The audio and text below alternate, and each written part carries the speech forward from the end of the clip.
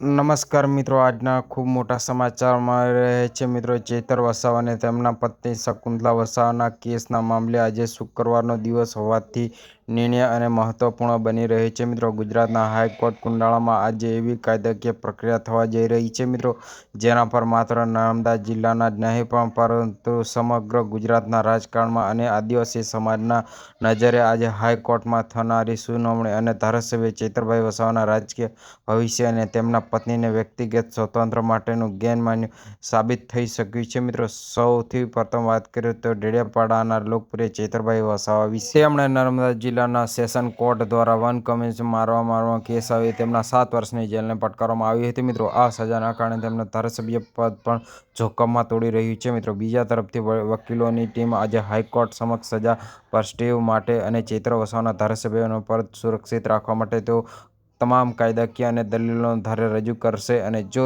કોર્ટના તેમની દલીલો સ્વીકારશે તો તેમના મોટા રાજકીય અને રીતિ જીવનમાં સમાન સાબિત થશે. અને આજના મહત્વપૂર્ણ સુનાવણીમાં બીજો મુદ્દો ચેતરભાઈ વસાવાની પત્ની શકુંતલાબેન વસાવાનો. તેઓ પણ આ કેસમાં આરોપી અને હાલ જેલવાસ ભોગવી રહ્યા છે મિત્રો. અને શકુંતલાબેન વસાવાના વકીલ વિશાલ દેવે તરફથી જે પ્રકારની સંકેત મળી રહ્યો છે તે ખૂબ જ સૂચક છે. વકીલોનું સ્પષ્ટ માનવું છે કે આ સમગ્ર કથિત ગુનામાં શકુંતલાબેનની કોઈ ભૂમિકા જ નથી અને ટ્રાયલ દરમિયાન તેઓ પણ જામીન પર મુક્ત હતા. મહિલા આરોપી હોવાના કારણે અને કેસમાં તેમની કોઈ પણ સીધી સંડોવણ ન હોવા છતાં તેમને મુજબ ગ્રાઉન્ડ આજે તેમના માટે જામીન મળવાનો પ્રયાસ કરવામાં આવી રહ્યો છે. અને મિત્રો, આ કાયદાકીય દ્રષ્ટિએ જોતા મહિલા અને આરોપીઓ માટે આંદોલન વરણી અને ઘણીવાર તેમનું શરણપૂર્ણ રહેતું હતું અને તે આશા સાથે પરિવાર અને સમગ્ર આજે હાઈકોર્ટમાં ચુકાદાની રાહ જોઈ રહ્યા છે મિત્રો. પરંતુ આજે મામલો અત્યારે ખૂબ જ સંવેદનશીલ તબક્કે બની રહ્યો છે મિત્રો. આદિવાસી સમાજમાં કેસોને લઈને આક્રોશ લગાડ જોડાયેલ છે. તેના કારણે કોર્ટના નિર્ણય બાદ સ્થિતિ ખૂબ જ મહત્વની બની રહેવાની છે મિત્રો.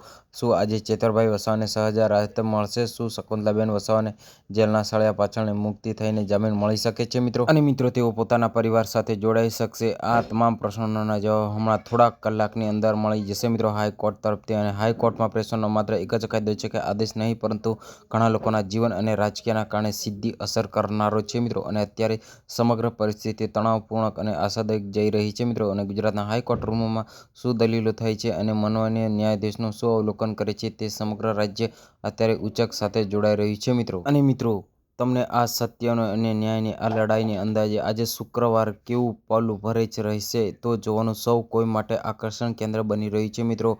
અને આ વિડીયોમાં જોવા માટે અમારી ચેનલને હમણાં જ સબસ્ક્રાઈબ કરજો જેથી તમને આવા નવા વિડીયો હું લાવતો રહીશ. અને મિત્રો, કોઈ પણ અપડેટ આવી હું તમને બતાવતો રહીશ.